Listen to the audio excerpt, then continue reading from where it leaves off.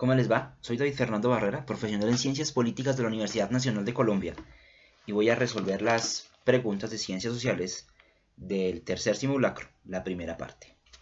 Empieza con una lectura que dice así. Los 14 puntos de Wilson, propuesta diplomática de Woodrow Wilson en el marco de la Primera Guerra Mundial. 1. Convenios abiertos y no diplomacia secreta en el futuro. 2. Absoluta libertad de navegación en la paz y en la guerra, fuera de las aguas jurisdiccionales, excepto cuando los mares quedasen cerrados por un acuerdo internacional. 3. Desaparición, tanto como sea posible, de las barreras económicas. 4. Garantías adecuadas para la reducción de los armamentos nacionales. 5. Reajuste de las reclamaciones coloniales, de tal manera que los intereses de los pueblos merezcan igual consideración que las aspiraciones de los gobiernos, cuyo fundamento habrá de ser determinado, es decir, el derecho a la autodeterminación de los pueblos. 6. Evacuación de todo el territorio ruso, dándose a Rusia plena oportunidad para su propio desarrollo con la ayuda de las potencias. 7. Plena restauración de Bélgica en su completa y libre soberanía. 8. Liberación de todo el territorio francés y reparación de los prejuicios causados por Prusia en 1871. 9. Reajuste de las fronteras italianas, de acuerdo con el principio de la nacionalidad. 10. Oportunidad para un desarrollo autónomo de los pueblos del Imperio Austrohúngaro. 11. Evacuación de Rumania, Serbia y Montenegro. Concesión de un acceso al mar a Serbia y arreglo de las relaciones entre los estados balcánicos, de acuerdo con sus sentimientos y el principio de nacionalidad. 12. Seguridad de desarrollo autónomo de las nacionalidades no turcas del Imperio Otomano y el estrecho de los Dardanelos, libres para toda clase de barcos. Declarar a Polonia como un estado independiente que además tenga acceso al mar. 14. La creación de una Asociación General de Naciones a constituir mediante pactos específicos con el propósito de garantizar mutuamente la independencia política y la integridad territorial tanto en los estados grandes como en los pequeños. Primera pregunta. La Primera Guerra Mundial involucró la disputa entre los distintos intereses políticos y económicos de las potencias europeas en el marco de la expansión del capitalismo. Los gobiernos diplomáticos y militares optaron por el realismo político como criterio para alcanzar sus objetivos. Cuando se utiliza la expresión realismo político, se puede hacer referencia a la política internacional basada en principios morales y filosóficos del deber ser político. B. La política de intereses nacionales llevando a hacer lo posible por conseguirlos, sobre todo con la práctica del soborno y el espionaje. C. Una política de Estado basada en los intereses derivados de las monarquías de entonces. D. Lograr satisfacer las necesidades de las naciones sin principios morales, de acuerdo con las circunstancias en que éstas se encuentran. La respuesta es la D. El realismo político es una doctrina que explica que las naciones tienen derecho a pelear por sus intereses casi que hasta el fin, de cualquier forma. Esto viene siendo como que el fin justifica los medios. Ese es uno de los principios bases del realismo político que fue fundamental en la primera mitad del siglo XX. Aquí estamos hablando de la Primera Guerra Mundial. Entonces esa es la respuesta, por esa razón. Las naciones tenían que defender sus intereses a toda costa. Eso es el realismo político, especialmente, y no cualquier nación. Hay que darle fuerza a las potencias, ¿no? Es por eso que la respuesta es la D. Siguiente pregunta. Da un cuadro. Dice, si 1 y 2 son correctas, seleccione A. Si 2 y 3 son correctas, seleccione B. Si 3 y 4 son correctas, seleccione C. Si 1 y 4 son correctas, seleccione D. Después del resultado de la Primera Guerra Mundial, Woodrow Wilson presenta ante el Congreso estadounidense una propuesta destinada al diseño de la paz y de un nuevo orden internacional acorde a las nociones del liberalismo, democracia y capitalismo, ideas que fueron fundamento de los actores internacionales en una entidad suprema conocida como la Sociedad de Naciones. 67. Una asociación de naciones, de acuerdo a las nociones nombradas, tendría por funciones: 1. Ser faro de discusión y cooperación en temas de interés internacional. 2. Reparar económicamente a los vencidos en la pasada guerra. 3. Garantizar el equilibrio de poder en las potencias vencedoras. 4. Desincentivar las guerras formando una organización internacional. Entre las funciones fundamentales de la Sociedad de Naciones que surgió luego de la Primera Guerra Mundial están, una de ellas es, la más importante quizás, es garantizar la paz, que no vuelva a repetirse un conflicto de la dimensión de la Primera Guerra Mundial. La 1, por tanto, sería la primera opción. Y al mismo tiempo tendría que buscar formas para que no haya guerra.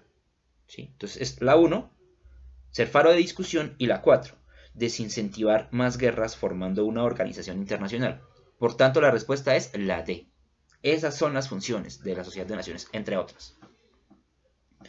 Pregunta 68. Algunos de los postulados de Wilson en sus 4 puntos consistieron en el reconocimiento de ciertas reivindicaciones nacionales, las cuales habrían sido determinantes en el conflicto.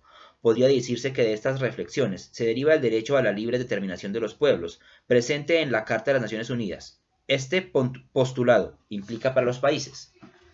Permítame un segundito.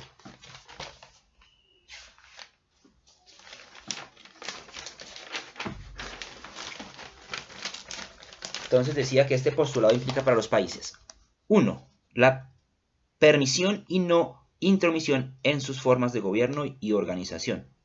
2. El reconocimiento de sus particulares reivindicaciones anticoloniales. 3. El permitir las formas independentistas como las vascas o las irlandesas. 4. Apoyar a los países con la cesación de barreras comerciales. Entonces, si estamos hablando de la determinación de los pueblos, la primera es que se le permita que cada pueblo, cada nación tenga libertad. Eso se llama el principio de la soberanía. Si la vemos, está en el primer punto. Dice permisión y no intromisión en sus formas de gobierno y organización. Se le debe aceptar. Además, se debe reconocer las reivindicaciones, es decir, lo que ellos exigen para ser descolonizados, es decir, para que los países que los invadieron se retiren. Está en la segunda afirmación, que dice el reconocimiento de sus particulares reivindicaciones anticoloniales. Eso surgió, eso es determinación de los pueblos. No ser colonizados por nadie y tener libertad de ejercer su gobierno. Son 1 y 2, por tanto la respuesta es la A. La pregunta 69 a 71 se responde basados en el texto que leeré a continuación. Paz por estatalización, paz por costes de justicia, paz por tratado, paz por soberanía, paz por derecho penal. La búsqueda de la paz óptima es un viejo metaobjetivo de la historia europea que persistió bajo distintas apariencias durante toda la historia a partir del año 80.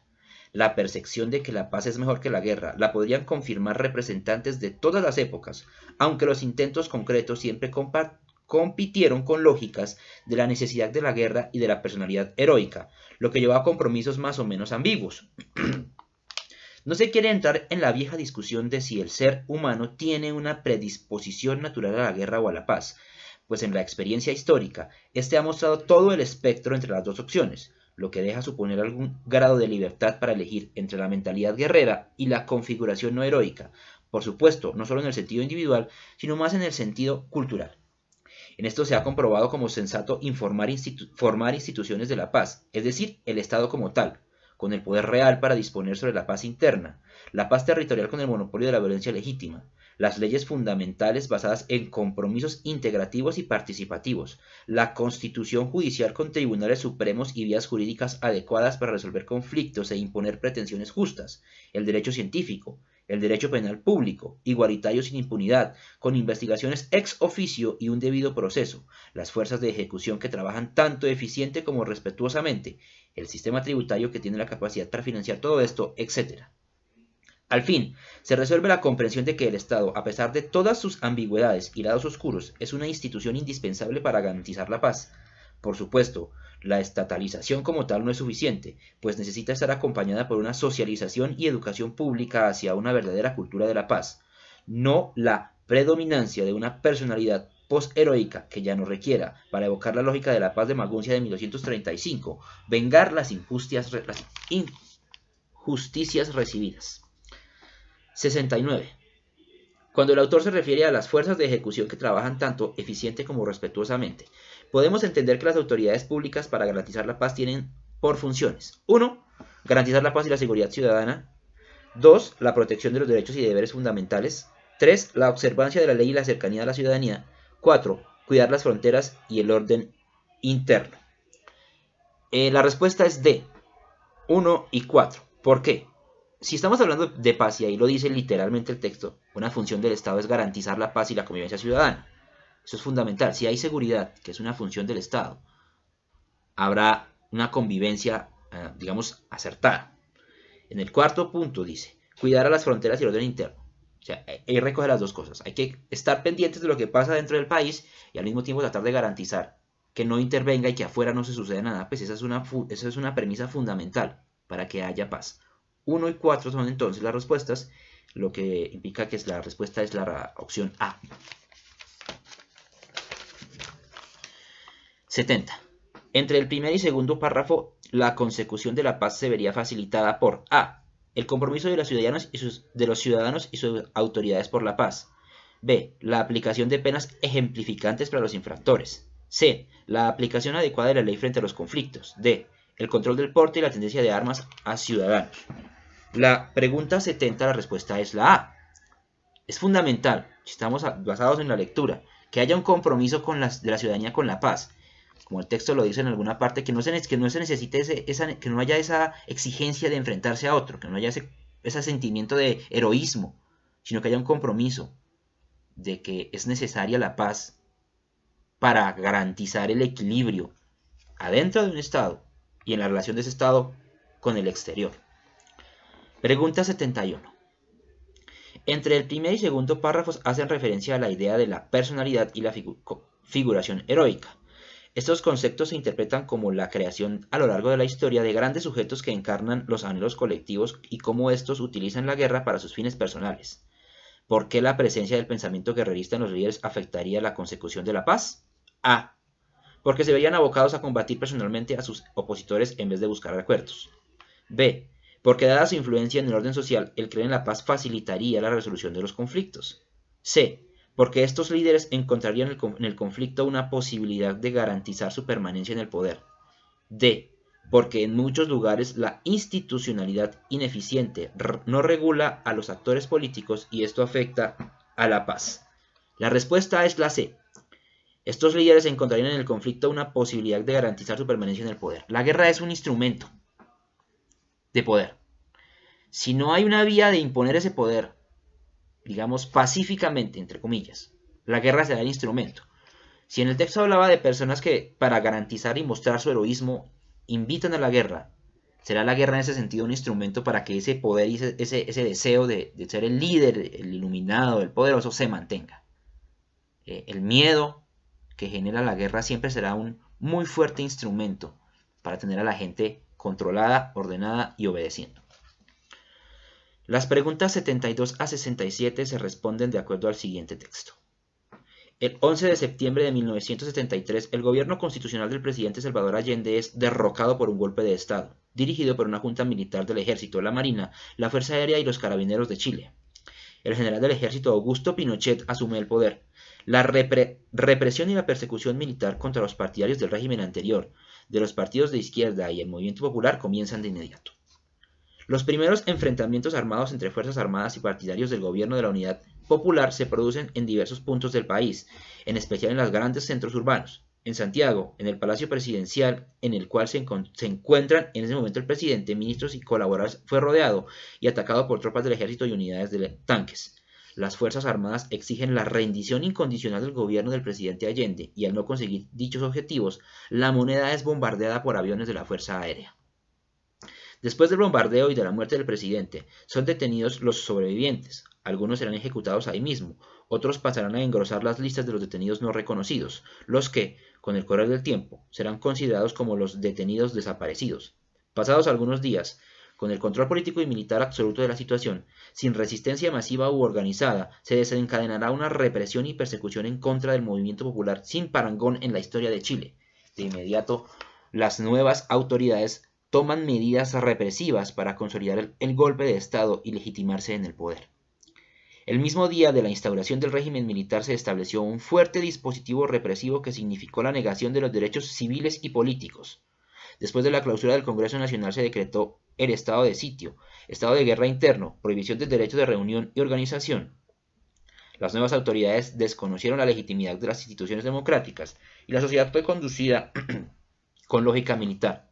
Con la justificación del enemigo interno se cometen actos propios de las experiencias fascistas europeas. campos de detenidos, muertes, ley de fuga, torturas, allanamientos a domicilios y poblaciones y ejecuciones extrajudiciales y desaparecidos. 72. En el momento del golpe de Estado, la presidencia de Allende era reconocida por su orientación de tipo A. Democrático popular, B. Socialista marxista, C. Comunista maoísta, D. Capitalista de mercado. El gobierno y la característica principal de Salvador Allende es que era un gobierno marxista, socialista marxista. Es el primer gobierno en realidad de esa característica, en ser elegido democráticamente. Estamos en el contexto de la Guerra Fría. Están los extremos, el capitalismo en el cabeza de los Estados Unidos y al otro extremo la Unión Soviética, de corte comunista, socialista. Entonces, el mundo está viviendo esos extremos. Y cualquier cosa que se acerque a uno u otro será duramente condenada por el enemigo. En este caso, Chile aceptó un gobierno de corte marxista. Por tanto, las élites de derecha y los Estados Unidos empezaron a enfrentarse a este. Es la primera característica. Salvador Allende era marxista. 73. La democracia en el Cono Sur había sido desgastada fundamentalmente por una sucesión de crisis. Estas crisis eran de tipo A. Económico, por la desfinanciación de los gobiernos y las políticas de privatización de servicios públicos. B. Político, por la exclusión de los sectores de extremas derechas dentro de los gobiernos populistas. C. Social, por la falta de movilidad de algunos sectores marginados de la población que no vieron satisfechas sus aspiraciones. D. Cultural. La emergencia de los nuevos movimientos sociales resultó socavando la legitimidad de los gobiernos paternalistas. La respuesta es la B. Si estamos hablando de gobiernos populistas, en alguna manera hay una relación con la izquierda, con el socialismo. América Latina vivió una corriente muy fuerte de populismo desde mediados de los 50 hasta entrado los 90, los 80, 90. Esos populismos estaban basados en principios de izquierda, ¿no? Eran los que se marcaban más. Y por esa necesidad excluían a su contraparte, que era la derecha, y esa derecha tomaba medidas casi siempre violentas, muchos de ellos golpes de Estado. Y ahí vinieron muchos conflictos, pues esos golpes de Estado generaban dictaduras. Ejemplos hay en Chile, en Argentina, en Bolivia, en Paraguay, en Uruguay. Todas estas democracias primero elegían gobiernos de izquierda, de corte marxista, y luego la derecha venía y les asestaba literalmente el golpe, pues que las convertía en una dictadura. Esa fue la constante en la segunda mitad del siglo XX. 74. La participación de las fuerzas militares en el golpe de Estado contra Allende manifestó una serie de intereses político-económicos. ¿Qué actores tuvieron mayor preponderancia en este golpe? A. Integrantes de la cúpula militar afectados por el gobierno que fueron removidos o cuestionados por sus opiniones políticas. B. Empresarios e inversores del sector minero afectados por las políticas de nacionalización del cobre y las euroexportaciones. C. Movimientos de izquierda revolucionaria y popular insatisfechos por la falta de respuestas contra la aguda crisis económica. D. Las agencias de inteligencia norteamericana y los sectores de derechas radicales que se oponían al modelo socialista. El golpe de Estado en Chile estuvo influenciado por un lado, el ejército, que quería retirar a Allende por su tipo de gobierno, y esa influencia está marcada por la CIA. Serán instituciones de inteligencia internacionales las que influenciarán a los dictadores de esta época. Incluso hay una grabación de un audio del presidente entonces Richard Nixon solicitando que se asesine a Salvador Allende. Entonces, aquí la influencia de los Estados Unidos es innegable. Teniendo tan cerca a Latinoamérica, ellos querían que la influencia socialista desapareciera por completo. Pregunta 75. La práctica de torturas y desapariciones de los enemigos políticos de la dictadura podría entenderse por A. El intento de infundir miedo sobre los movimientos populares. B. La respuesta a la oposición al golpe producido en la capital. D. La búsqueda y el exterminio de posibles enemigos al régimen. C. La venganza contra movimientos que apoyaban a Allende. La represión que traían directamente relacionada a todas las dictaduras del Cono Sur, incluida la de Pinochet en este caso, tenía como objetivo que no hubiera ni el más mínimo movimiento que las cuestionara. No se permitía cuestionar, la censura era la constante, y además de la censura, lo más horrible era la persecución al opositor. persecuciones, desapariciones, ejecuciones extrajudiciales. Esa era la constante.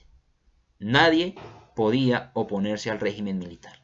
Y el que lo hacía terminaba preso o muerto. O tenía que huir del país.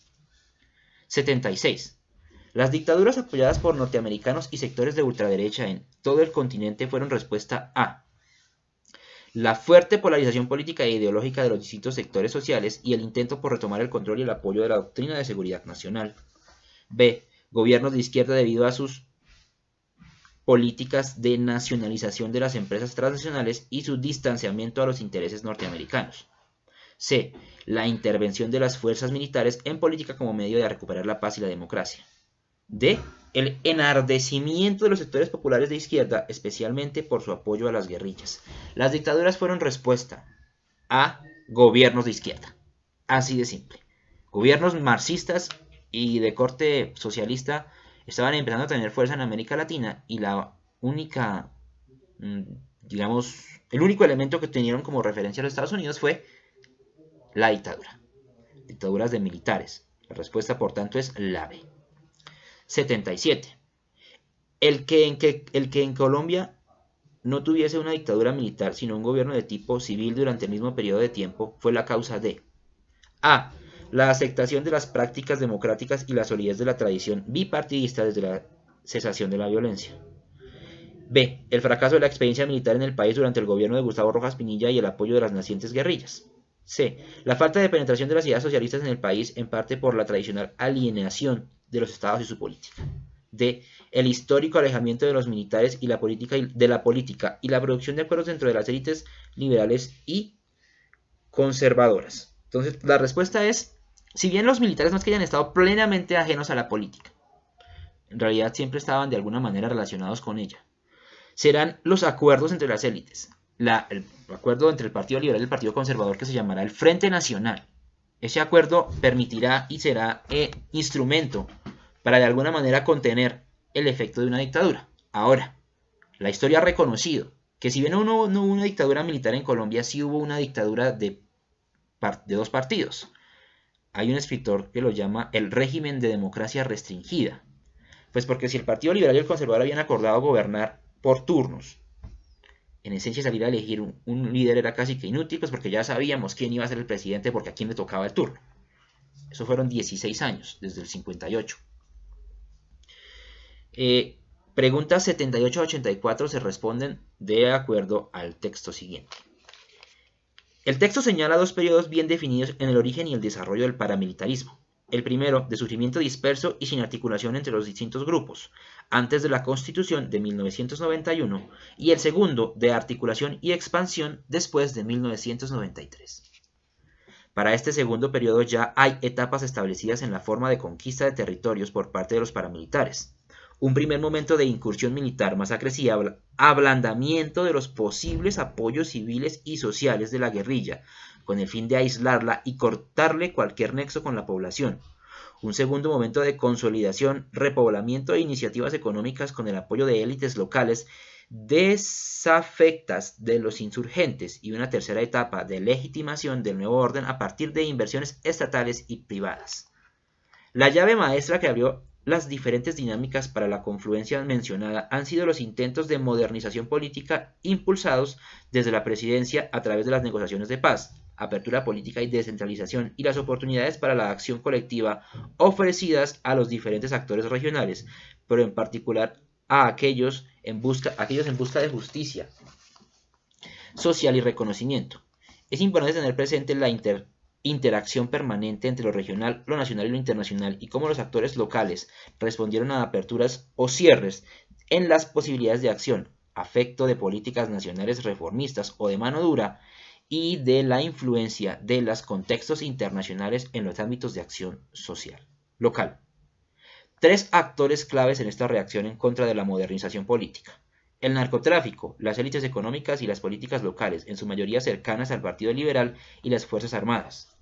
De los tres actores mencionados, el análisis le da el papel de las Fuerzas Armadas y su concepción del conflicto armado un mayor peso explicativo en la trayectoria que ha tomado la democratización en Colombia, aunque también ha sido patente la ausencia de un liderazgo civilista en los sectores políticos.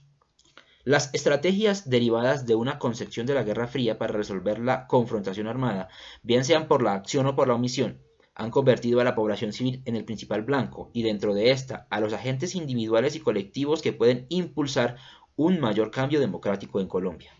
Pretender romper los lazos entre la subversión y la población por medio del terror y el asesinato, sin un proceso político y reformista de por medio que muestre las bondades del cambio por vías no violentas, es adoptar tácticas de genocidio, como en efecto Castaño lo acepta. El jefe de las AUC, a nombre de la libertad, puede haber aislado algunos territorios de la violencia guerrillera, pero a costa de la democracia y sembrando el miedo.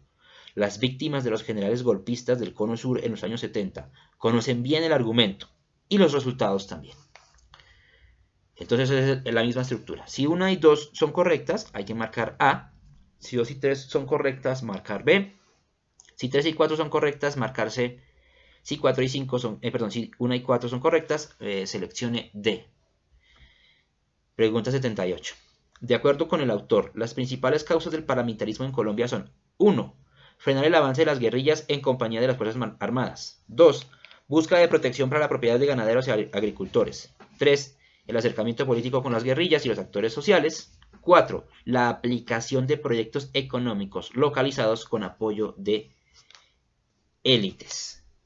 Entonces, la respuesta de esta es la A. Los paramilitares tenían como fundamento principal enfrentarse a la guerrilla, contener el avance de las guerrillas.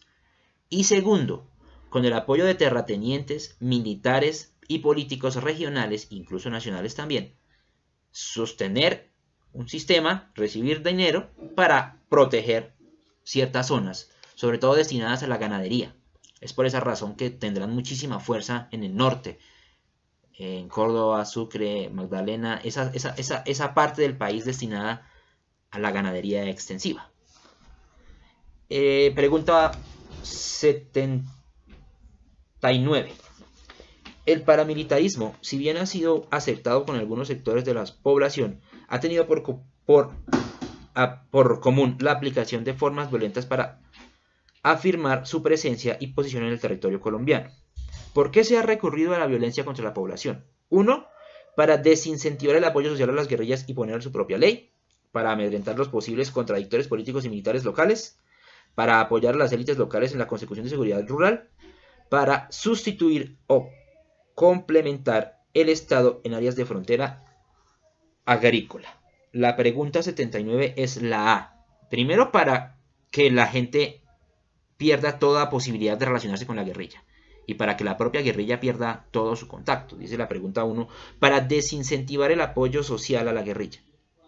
Y 2, para amedrentar posibles contradictores. O sea, no había posibilidad de cuestionar las lógicas que imponían por vía de la violencia a los paramilitares. Ese era el principio fundamental. Hay otros, perseguir, expropiar, pero en esencia esas son las dos primeras. Por tanto, la respuesta es la de la pregunta 79, es la A. 80. El autor ha mencionado unas etapas de consolidación y formación de las estructuras paramilitares locales. Frente a actuaciones de estos actores armados, el Estado optó por apoyarlos incondicionalmente porque ayudaban a resolver el problema insurgente, rechazarlos por el ataque de los procesos de paz y sus flagrantes violaciones a los derechos humanos, apoyarlos inicialmente con logística, armas y preparación, luego desconocerlos y atacarlos por la formación de vínculos políticos económicos de sus líderes con sujetos prominentes de la política nacional, rechazarlos inicialmente con condenas públicas y medidas desmovilizadoras, pero luego aceptarlos dentro de la sociedad civil con medidas de reinserción y legalización de sus actividades de seguridad. La respuesta aquí es la C. Al principio hay un apoyo directo, hay un apoyo real del Estado a los grupos paramilitares con el objetivo de acabar con las guerrillas y garantizar la protección de ciertos territorios. Después que ese apoyo sale a la luz y que se ve como políticos muy importantes tienen vínculos con estos grupos, asociados a actos terribles, masacres, desplazamientos, asesinatos de todo tipo, pues el Estado como una figura necesaria empieza pues ahora sí a señalarlos. En los primeros años del inicio del paramilitarismo el Estado los apoyaba, sobre todo los militares, eran los más cercanos a los paramilitares. Pregunta 81. Sin duda los más afectados por el actual paramilitar fueron el Estado y los funcionarios involucrados en parapolítica. B. La población civil que vio recortada su participación en el ejercicio de sus derechos. C. Las guerrillas de las FARC y el ELN porque el paramilitarismo atacó sus tradicionales áreas de influencia. D. Las fuerzas militares porque luego de haber proyectado a los paramilitares se vieron implicadas en casos de falsos positivos. Los más afectados por la acción de los paramilitares, según la lectura y según la historia, es la gente.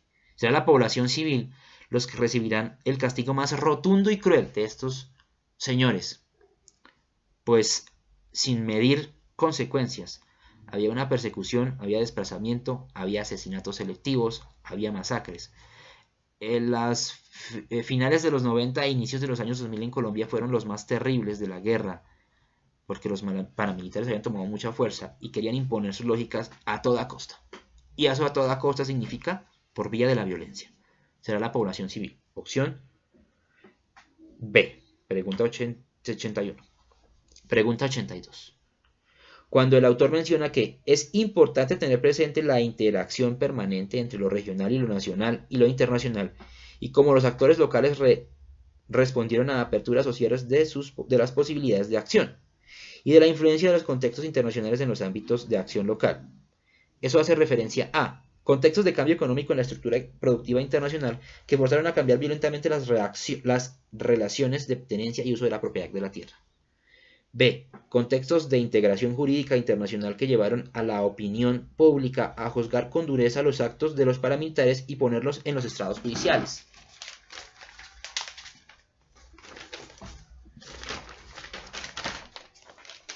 C. La existencia de distintos espacios de acción de los derechos económicos políticos y cómo estos se adaptan continuamente a distintas formas de participación. D. La existencia de diversos actores dentro de la violencia, tanto de la sociedad, el Estado, las guerrillas y el paramilitarismo que desean hacerse oír. La respuesta es la A. Los paramilitares, además de responder a la necesidad de combatir a las guerrillas, respondían a las lógicas de un modelo económico que estaba imperando, que era el modelo de la globalización y el capitalismo, que buscaba expandir sus fronteras e ir más allá, encontrar tierras para producir y sacar la mayor cantidad de materias primas. Y como había oposición en esas tierras de la gente a que no se sacaran sus recursos o se sacaran con cuidado, pues los paramilitares entraban a influir, amenazaban, desplazaban para que llegara la multinacional o el Estado y cumpliera con su función de sacar de allí petróleo, minería, ganadería extensiva, agroquímicos. O sea, esa era la lógica. 83. Los paramilitares para su actividad delictiva tuvieron una serie de apoyos tanto en la sociedad civil como en algunos sectores públicos de forma encubierta. Tuvieron su principal sustento económico en la financiación por ganaderos y empresarios de la tierra, vacunas, extorsiones y pertrechos militares. El secuestro y la extorsión de civiles. La captura de las rentas locales y contratos derivados de las iniciativas públicas. El ofrecimiento de servicios de seguridad pública y privada. Los paramilitares se financiaban por el apoyo de los ricos. No hay que generalizar ahora, no es que fueran todos los ricos, no. Sobre todo terratenientes, gente importante con muchas zonas, fincas muy grandes, les pagaban por seguridad. Así empezó. Después entrará el narcotráfico y ellos cuidarán las rutas del narcotráfico y al mismo tiempo empezarán a hacer pactos con los traficantes y eso también servirá para financiarlo. Por tanto, aquí uno habla de narcotráfico, pero la más cercana es la A, ganaderos y empresarios de la tierra, ellos. O no todos, no generalicemos, que es un error gravísimo. Muchos de ellos apoyaron paramilitares. 84. Se ha ligado la continuidad del fenómeno paramilitar a cambios en la estructura productiva de la tierra, tanto así que fenómenos de desplazamiento forzado han incidido ciertamente al cambiar el uso de la tierra para pancoger a los monocultivos industriales. Podría decirse que los jefes paramilitares, además de liderar las estructuras, estaban enfrentando a las comunidades de base civil en sus territorios, así como reduciendo las guerrillas, dedicados a hacer apoyo y parte de actividades de explotación minero-agrícola, aprovechando de un contexto de abandono de la tierra para apropiarse por medios poco éticos, convertido en grandes varones terratenientes, poseedores de propiedades orientadas a la agroexportación de insumos básicos como la palma y los productos tropicales. La respuesta es la A. Los paramilitares estaban enfrentándose a las comunidades que buscaban defender sus derechos. Y además de eso, estaban como bandera de la lucha contra la guerrilla, a cualquier precio. Es una época que ya lo dije antes, de mucha violencia, en que los paramilitares se convierten en los gestores de las más terribles y aterradoras masacres. Preguntas 85 a 90 se responden de acuerdo al texto siguiente. Se puede afirmar que la muerte del político Jorge Eliezer Gaitán derivó en la violencia partidista de los años 50 y sus efectos resultarían presentes en la formación del actual conflicto armado colombiano. Las causas objetivas del fenómeno político de la violencia fueron: A. La ira popular por la muerte de Jorge Eliezer Gaitán y la represión de Gómez, de Laureano Gómez, el presidente que había entonces. B. La falta de participación de las élites liberales dentro del gobierno conservador. C. La exclusión política de los sectores populares del Partido Liberal, exclusión que degeneraría en la formación de bandolerismo. D. El conflicto por la tierra entre campesinos y latifundistas, provocando múltiples invasiones de colonos a las tierras productivas. La respuesta es la A. La violencia se generó como una respuesta al asesinato de Gaitán, que fue cuando los liberales y los conservadores, después del Bogotazo en 1948, se lanzarán a las calles y a los pueblos y a las veredas a matarse unos con otros. La respuesta obvia que dará el gobierno de Laureano Gómez fue pues la represión. Eso recrudeció aún más la violencia. ¿Listo? 86.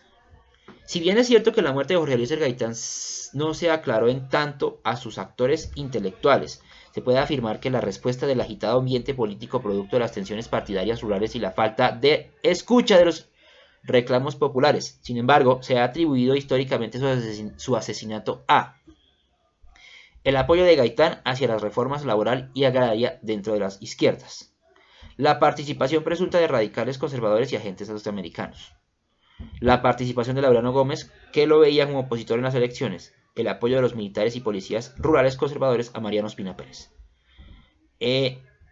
No se sabe que a Gaitán le disparó Juan Roa Sierra, o eso es lo que se cree, incluso se duda mucho sobre esto. Pero ¿quién ordenó matar a Gaitán? ¿Quién le dijo a Roa Sierra, vaya y dispárele? No hay claridad. La hipótesis más aceptada es que hay una influencia de la CIA, pues porque evitar que gobiernos de ese corte de populistas surgieran en Colombia, por un lado, con el apoyo seguramente de élites conservadoras. Los conservadores y la parte radical de los conservadores, preocupada por la fuerza que tenía Gaitán, porque él cuestionaba esos beneficios que tenía esa élite, pues tendrá la salida más obvia, que es asesinarlo. Entonces serán las élites conservadoras con el apoyo de los Estados Unidos. Por lo tanto, la respuesta es la B. 87. El 9 de abril de 1948 ocurrió en Bogotá el denominado Bogotazo, asesinato del líder popular de la vertiente liberal Jorge Eliezer Gaitán, atentado perpetrado por Juan Roa Sierra y cuya autoría intelectual nunca fue aclarada, evento que derivó en el periodo de la historia colombiana conocido como la violencia. La reacción popular ante la muerte de Gaitán se vio claramente en el apoyo que la policía y los militares brindaban a la población en los levantamientos, el saqueo de la capital, sobre todo contra las élites del centro, la adhesión incondicional de las élites conservadoras, sobre todo cuando se supo que la quema de iglesias y venganzas liberales, el asesinato de Juan Roa Sierra y el cuestionamiento popular a la política de Laureano Gómez. El Bogotazo se sintió en muchos sentidos. Uno de ellos, y el más importante, es el saqueo. Hay imágenes históricas de Bogotá ardiendo por todas partes. Pues una vez muerto Gaitán, la gente enardecida e histérica salió a quemarlo todo, a atacarlo todo. Especialmente las propiedades de las élites que de alguna manera eran en ese espacio el enemigo al que había que atacar. 87. El 9 de abril, 88, perdón. Los pájaros y chulavitas fueron una manifestación previa de la violencia paramilitar rural en los años 80 y 90. Como respuesta en algunos sectores de la nación a la creciente violencia partidista rural, ¿cuál era la filiación de esos actores? O sea, los chulavitas y pájaros, ¿de dónde eran? Liberales y conservadores, ambos bandoleros liberales, ambos conservadores, unos del Valle del Cauca y otros de Boyacá, liberales de Marquetalia y Barranca Bermeja contra terratenientes. Los pájaros o los chulavitas eran conservadores. Así se les conocía al nombre de estos ejércitos alternos al Estado que iban buscando y matando liberales. Tuvieron su fuerza en el Valle y en Boyacá. sin decir que no los hubieran otros departamentos. Incluso hay una película y un libro magnífico sobre esto que se llama Cóndores no entierran todos los días. Ahí se ve de dónde salieron estos pájaros y por qué eran de tipo conservador. Pregunta 89.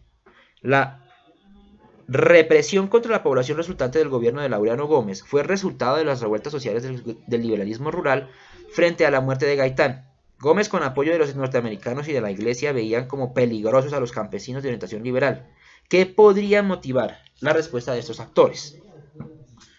A. Los ataques que los liberales lanzaron contra el clero conservador y los caciques rurales.